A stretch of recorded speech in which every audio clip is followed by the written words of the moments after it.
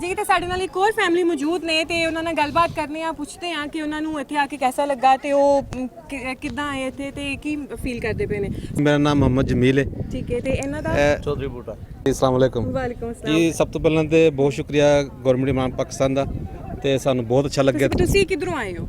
ਅਸੀਂ ਸਿਆਲਕੋਟ ਤੋਂ ਆਏ ਹਾਂ ਸਿਆਲਕੋਟ ਤੋਂ ਆਏ ਹੋ, ਸਪੈਸ਼ਲੀ ਇੱਥੇ ਵਿਜ਼ਿਟ ਕਰਨ ਵਾਸਤੇ ਆਏ ਜੀ, ਹੋ? ਸਪੈਸ਼ਲੀ ਵਿਜ਼ਿਟ ਵਾਸਤੇ ਆਏ ਹਾਂ। ਤੁਹਾਨੂੰ ਕਿਹੜੀ ਸ਼ੈ ਇੱਥੇ ਖਿੱਚ ਕੇ ਲੈ ਕੇ ਆਈ, ਕਿਉਂਕਿ ਤੇ ਤੁਸੀਂ ਵੇਖਣਾ ਚਾਹੁੰਦੇ ਸੀ ਕੀ ਬਣਾਇਆ ਇੱਥੇ ਇਮਰਾਨ ਖਾਨ ਸਾਹਿਬ ਨੇ? ਜੀ ਦੇਖਣਾ ਤੁਹਾਨੂੰ ਅਟਰੈਕਟ ਕੀਤਾ? ਜੀ ਦੇਖਣਾ ਚਾਹੁੰਦੇ ਹਾਂ। ਉਸ ਤੋਂ ਬਾਅਦ ਬੜਾ ਸੁਣਿਆ ਕਿ ਲੋਕਾਂ ਦਾ ਬੜਾ ਗੈਦਰਿੰਗ ਉੱਥੇ, ਔਰ ਇੰਡੀਆ ਤੋਂ ਲੋਕ ਆਉਂਦੇ ਨੇ, ਪਾਕਿਸਤਾਨੀ। ਸਭ ਤੋਂ ਵੱਡੀ ਗੱਲ ਤਾਂ ਇਹ ਹੈ ਕਿ ਸਾਡੇ ਦੋਨੋਂ ਗਵਰਨਮੈਂਟ 'ਚ ਕੋਈ ਐਸੀ ਚੀਜ਼ ਹੈ ਹੀ ਨਹੀਂ ਬਿਲਕੁਲ ਜਿਹੜੀ ਕਿ ਸਾਡੀ ਗਵਰਨਮੈਂਟ ਆ ਪਹਾੜੀ ਲੋਕਾਂ ਦੇ ਵਿੱਚ ਨਾ। ਇੱਧਰੋਂ ਹੀ ਲੋਕ ਗਏ ਨੇ, ਪਾਰਟੀਸ਼ਨ ਹੋਈ ਸੀ, ਇੱਥੇ ਹੀ ਰਹਿ ਗਏ ਲੋਕ, ਤੇ ਉਹੀ ਸੇਮ ਚੀਜ਼ਾਂ ਨੇ, ਕਲਚਰ ਸੇਮ ਨੇ, ਲੋਕ ਸੇਮ ਨੇ, ਬੋਲੀਆਂ, ਇਵਨ ਸ਼ਕਲਾਂ ਵੀ। ਤੇ ਇਹ ਤੁਸੀਂ ਦੱਸੋ, ਤੁਸੀਂ ਕੀ ਮਤਲਬ ਇਹ ਤਾਂ ਨਹੀਂ ਕਿ ਤੁਸੀਂ ਗੈਦਰਿੰਗ ਵੇਖਣ ਵਾਸਤੇ ਆਏ? ਨਹੀਂ, ਅਸੀਂ ਵੈਸੇ ਵਿਜ਼ਿਟ ਕਰਨ ਆਏ ਹਾਂ। ਜਦ ਦਾ ਤੇ ਓਪਨਿੰਗ ਹੋਈ ਹੈ, ਅਸੀਂ ਆ ਹੀ ਨਹੀਂ ਸਕੇ ਨਾ ਇੱਥੇ, ਠੀਕ ਹੈ ਨਾ, ਟਾਈਮ ਨਹੀਂ ਮਿਲਦਾ ਨਾ। ਅੱਜ ਟਾਈਮ ਕੱਢਿਆ, ਇਨਸ਼ਾ ਵੇਖਣਾ ਆਏ ਅਸੀਂ ਸਾਰਾ। ਤੇ ਤੁਹਾਨੂੰ ਕਿਹੋ ਜਿਹਾ ਲੱਗਾ ਇਮਰਾਨ ਖਾਨ ਸਾਹਿਬ ਨੇ ਜਿਹੜਾ ਇਹ ਕਦਮ? ਬਹੁਤ ਅੱਛਾ ਕਦਮ ਹੈ ਵਾਲਾ। ਬਲਕਿ ਸਾਨੂੰ ਦੋਨੋਂ ਗਵਰਨਮੈਂਟਾਂ ਨੂੰ ਸੋਚਣੇ ਕਿ ਸਾਡੀ ਆਵਾਮ ਦੇ ਵਿੱਚ ਤਾਂ ਕੁਝ ਚੀਜ਼ ਹੈ ਹੀ ਨਹੀਂ। ਸਾਡੀ ਆਵਾਮ ਨੂੰ ਆਪਸ ਚ ਮਿਲਾਉਣਾ ਚਾਹੀਦਾ ਨਾ। ਗਵਰਨਮੈਂਟ ਆਪਣੇ ਜਿਹੜੇ ਫੱਡੇ ਨੂੰ ਆਪਣੇ ਸਾਈਡ ਤੇ ਰੱਖਣ, ਸਾਨੂੰ ਆਪਣੇ ਵਿੱਚ ਪਿਆਰ ਹੁਣ ਮੁਹੱਬਤ ਹੋਣਾ ਚਾਹੀਦਾ ਨਾ।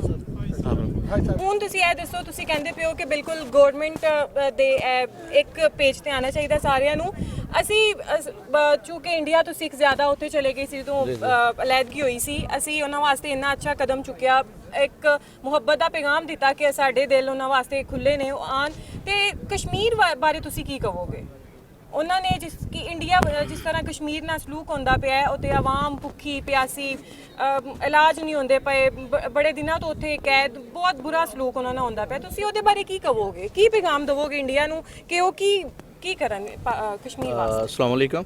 मैं ਇਹ ਕਹਾਂਗਾ ਜੀ ਕਿ ਜਿਸ ਤਰ੍ਹਾਂ ਇਮਰਾਨ ਖਾਨ ਨੇ ਸਿੱਖ ਬਰਾਦਰੀ ਨੂੰ, ਦੋ ਕਲਚਰਾਂ ਨੂੰ, ਦੋ ਮੁਲਕਾਂ ਨੂੰ ਇਕੱਠਾ ਕੀਤਾ ਨਾ, ਅੱਲਾ ਕਰੇ ਕਿ ਕੋਈ ਇਸ ਤਰ੍ਹਾਂ ਦਾ ਲੀਡਰ ਆਵੇ ਕਿ ਜਿਹੜਾ ਕਸ਼ਮੀਰ, ਮਕਬੂਜ਼ਾ ਕਸ਼ਮੀਰ ਔਰ ਜਿਹੜੀ ਆਜ਼ਾਦ ਕਸ਼ਮੀਰ ਉਹਨਾਂ ਨੂੰ ਇੱਕ ਕਰ ਦੇ, ਤੇ ਐਸੇ ਤਰ੍ਹਾਂ ਹੀ ਲੋਕਾਂ ਦਾ, ਵਿਛੜੀਆਂ ਹੋਈਆਂ ਫੈਮਲੀਆਂ ਦਾ ਐਸੇ ਤਰ੍ਹਾਂ ਹੀ ਇੱਕ ਦੂਸਰੇ ਨਾਲ ਮਿਲਾਪ ਹੋਵੇ। ਜੀ ਬਿਲਕੁਲ, ਕਿਉਂਕਿ ਉੱਥੇ ਵੀ ਇਹੋ ਜਿਹੀਆਂ ਫੈਮਲੀਆਂ, ਜਿਸ ਤਰ੍ਹਾਂ ਇੰਡੀਆ ਪਾਕਿਸਤਾਨ ਅਲੱਗ ਹੋਇਆ, ਉੱਥੇ ਇੰਡੀਆ ਚਲੀ ਗਈ, ਕੁਝ ਪਾਕਿਸਤਾਨ ਰਹਿ ਗਈਆਂ।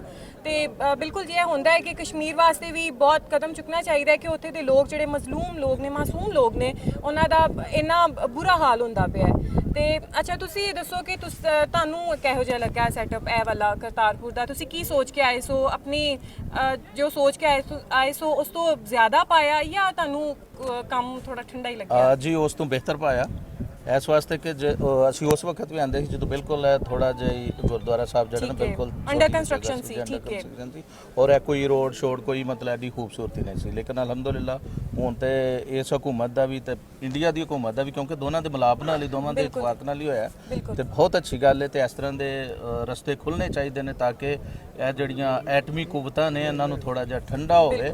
ਇਹ ਸਾਰਾ ਕੁਝ ਮਤਲਬ ਬਰਬਾਦੀ ਦਾ ਸਮਾਨ ਹੀ ਹੈ ਨਾ, ਤੇ ਅਸੀਂ ਆਪਸ 'ਚ ਮੁਲਾਕਾਤਾਂ ਕਰਾਂਗੇ ਤੇ ਸ਼ਾਇਦ ਇਹ ਹਾਲਾਤ ਜਿਹੜੇ ਨੇ ਹੋਰ ਜ਼ਿਆਦਾ ਬਿਹਤਰ ਹੋ ਜਾਣ। ਬਿਲਕੁਲ, ਤੇ ਜੰਗ ਤੋਂ ਬਚਿਆ ਜਾ ਸਕੇ। ਬਿਲਕੁਲ ਜੀ, ਜੰਗ ਤੋਂ ਬਚਿਆ ਜਾ ਸਕੇ, ਕਿਉਂਕਿ ਦੋਨੋਂ ਐਟਮੀ ਤਾਕਤਾਂ ਨੇ ਤੇ ਬਹੁਤ ਉਤਲੇ ਦਰਜੇ ਦੀ ਤਬਾਹੀ ਹੋਏਗੀ। ਤੇ ਪਿਆਰ ਮੁਹੱਬਤ ਨਾਲ, ਸਲੂਕ ਨਾਲ ਹੀ ਇਨਸਾਨ ਨੂੰ ਗੱਲਾਂ ਕਵਰ ਕਰਨੀਆਂ ਚਾਹੀਦੀਆਂ।